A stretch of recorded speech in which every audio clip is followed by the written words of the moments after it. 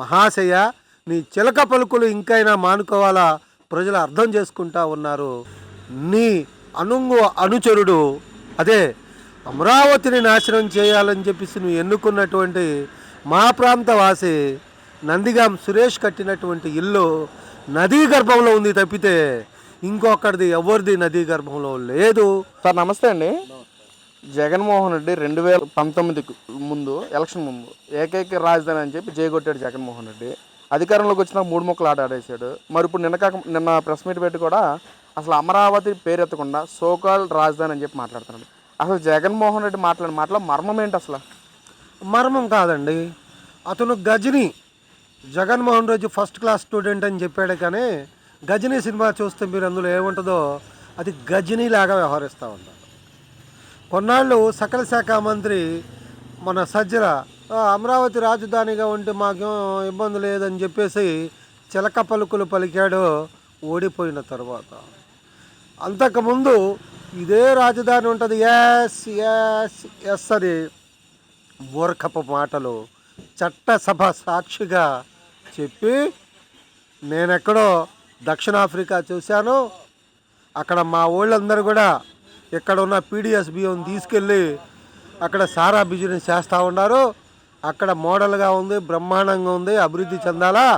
కాబట్టి 3 రాజధానుల కాన్సెప్ట్ పెడతదేమో వస్తుందేమో అని చెప్పి ఈ ప్రాంతపు రైతుల గుండెల్లో గుణపాన్ని గుచ్చి దేవుడి దగ్గరికి పాదయాత్రలు అయ్యా మా మొర నువ్వే ఇనమని మన విజయవాడ కనకదుర్గమ్మ తల్లి దగ్గరికి వెళ్తూ ఉంటే అతను చేసినటువంటి ఆగడాలు మామూలు ఆగడాలు కాదు.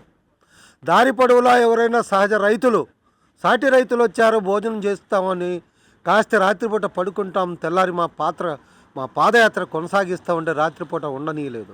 వర్షంలో చలిలో తినటానికి ప్లేట్లు కూడా ఇవ్వకపోతే రోడ్ల మీద భోజనాలు చేశారు.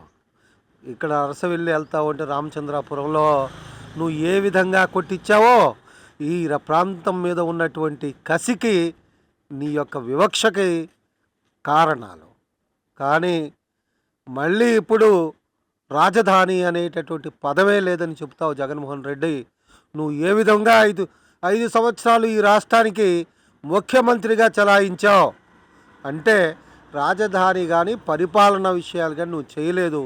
ప్రతి వ్యవస్థని కూడా నిర్వీర్యం చేసి కేవలం వ్యాపారమే చేసావు, కేవలం ఫ్యాక్షనిజమే చేసావు.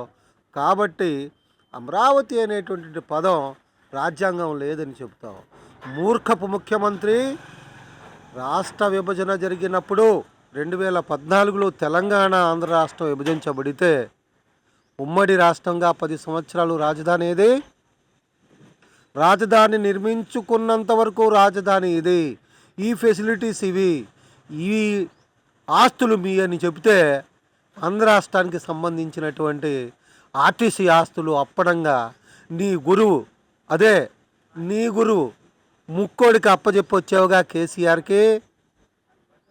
కేసీఆర్ చేసినటువంటి ఆ కాళేశ్వరం ప్రాజెక్టులో నీ ఏలు పెట్టి నొక్కావుగా.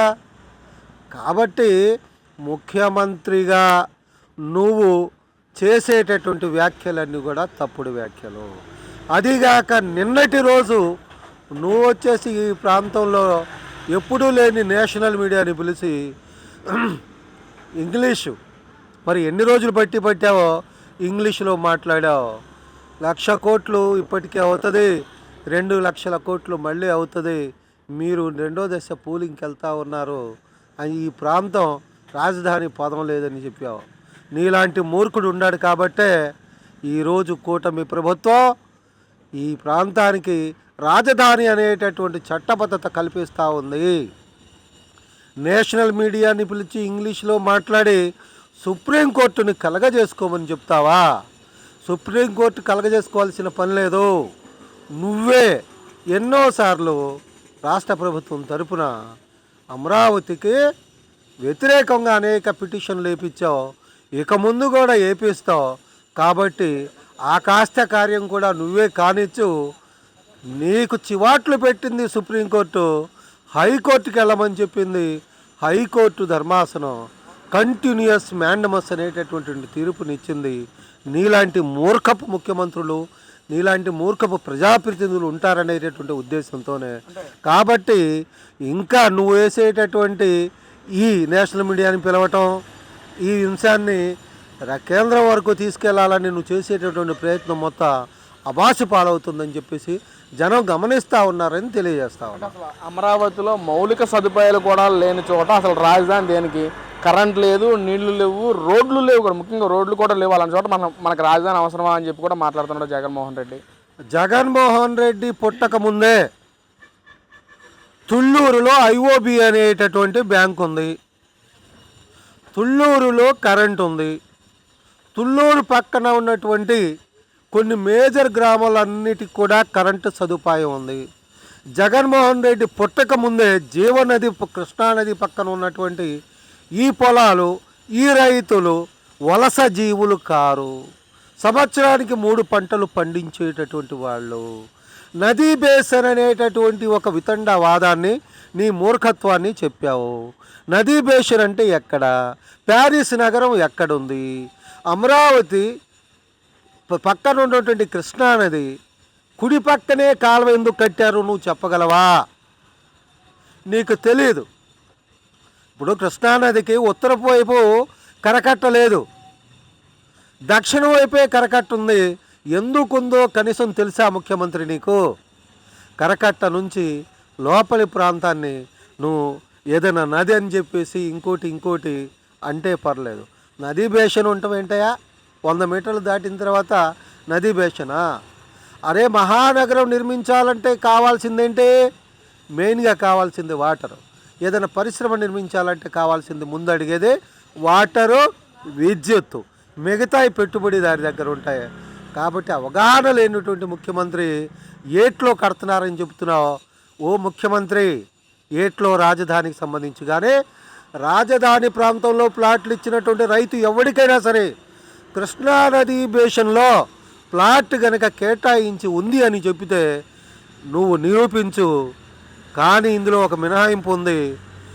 నీ అనుచరుడు అదే అమరావతిని నాశనం చేయాలని చెప్పేసి నువ్వు ఎన్నుకున్నటువంటి మా ప్రాంత వాసి నందిగాం సురేష్ కట్టినటువంటి ఇల్లు నదీ గర్భంలో ఉంది తప్పితే ఇంకొకరిది ఎవరిది నదీ గర్భంలో లేదు.